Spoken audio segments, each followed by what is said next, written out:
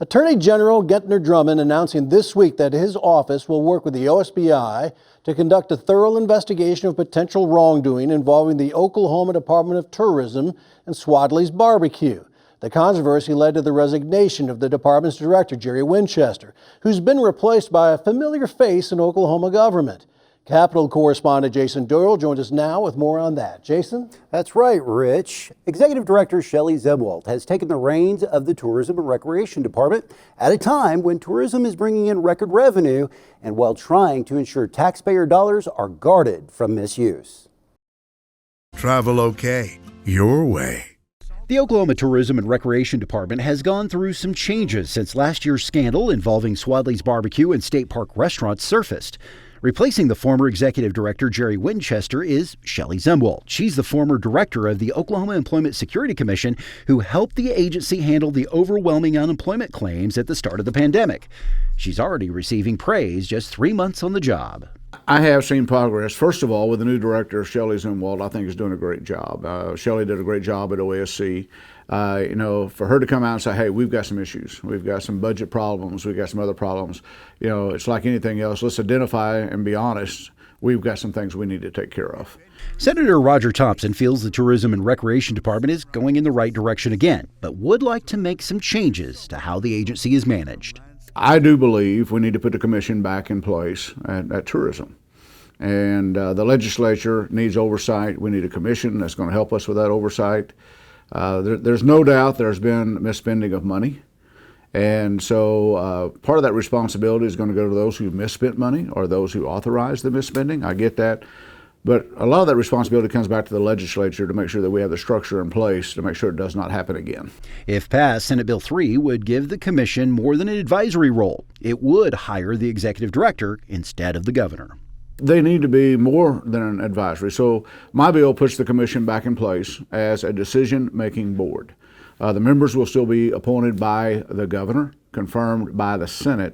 Representative Danny Williams is looking to make some changes too. He's proposing that state contracts are reviewed by a central agency instead of the Office of Management and Enterprise Services, or OMES.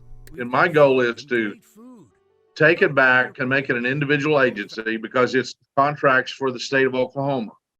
It needs to have oversight, need to be reviewed, it need to be held accountable. Right now, if you talk to the director of OMES, he doesn't know what's going on in there because that's not his major commitments. Williams also wants to do away with the exceptions which allowed the Swadley's contract to go through an alternative process instead of the standard contract bidding process.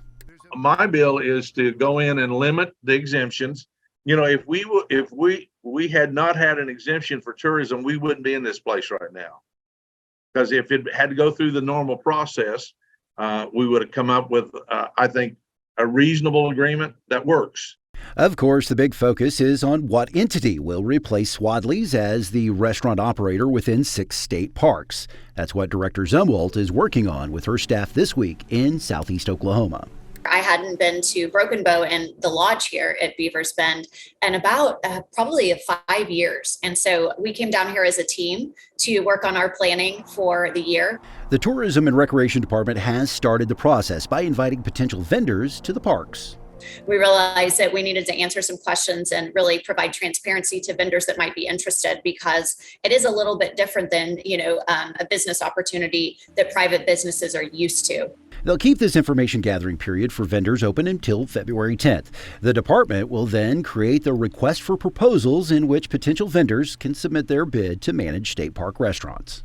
We're also interested in hearing from the communities. I think that there is, especially in the smaller communities, there's a real interest to get something back in there because it was a real meeting point for a lot of people. And how can we make sure that we're honoring that and giving a solution, or a concept that really is right for that community and not necessarily the same one we're going to do everywhere. It's given the new executive director, Shelley Zumwalt at the Department of Tourism, an opportunity to stop and say, what do we want these restaurants to look like across the state?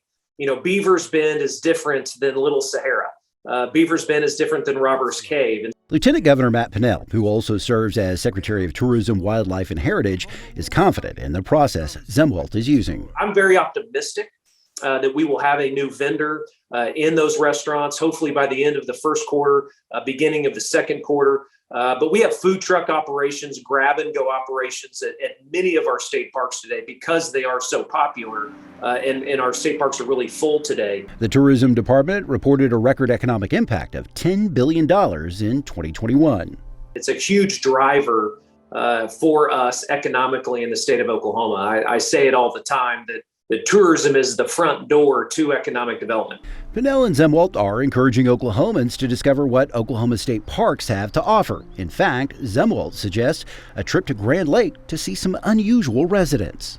I think the other thing that is super exciting to me is we have a lot of interesting curiosities in our parks. I have to tell you, there's these 2 raccoons that we have in Grand Lake.